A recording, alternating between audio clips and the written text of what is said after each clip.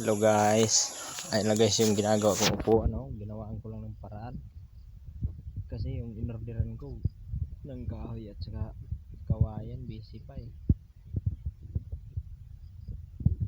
Kaya sana umorder ako ng kawayan para diretso sana siya dyan, oh.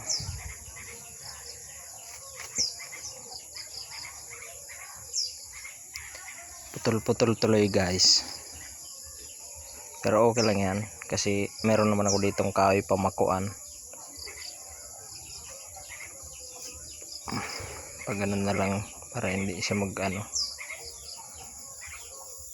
dugtong ko na lang guys kasi busy yung inanuhan ko ng kahoy at saka kawayan.